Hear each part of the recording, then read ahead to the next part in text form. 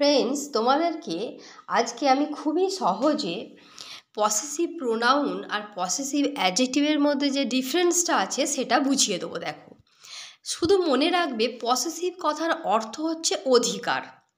এবারে সেটা যদি প্রোনাউনে হয়, যে প্রোনাউনের দ্বারা অধিকার বোঝাবে সেটা হয়ে যাবে পসেসিভ প্রোনাউন। ওকে, যেমন ধরো, দিস বুক ইজ মাইন, এটা আমার বই। আমার মানে আমার অধিকারে, ওকে, অনারশিপ বোঝাচ্ছে, সেই জন্য এটা হয়ে গেল মাইনটা পসেসিভ প্রোনাউন।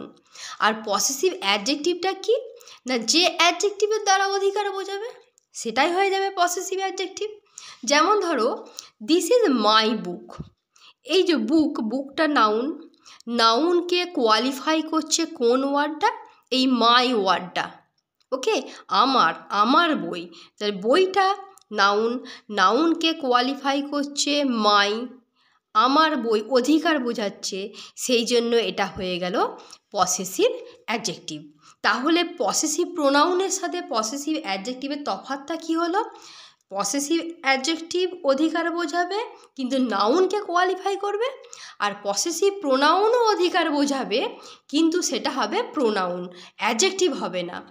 ওকে, এরপর দেখো কিভাবে তোমরা বুঝবে যে কোনটা পসেসিভ প্রোনাউন কোনটা possessive adjective.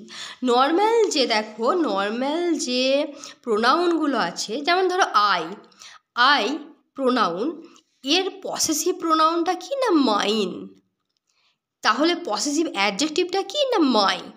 I possessive adjective my, আমার, possessive pronoun mine. We pronoun, possessive অ্যাডজেক্টিভটা কি আওয়ার, আমাদের, আওয়ারের সাথে এস দিয়ে দিলে হয়ে যাবে সেটা পসেসিভ প্রোনাউন।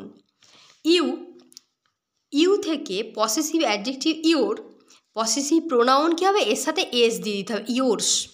হি পসেসিভ অ্যাডজেক্টিভও হিজ আর পসেসিভ প্রোনাউনও হিজ।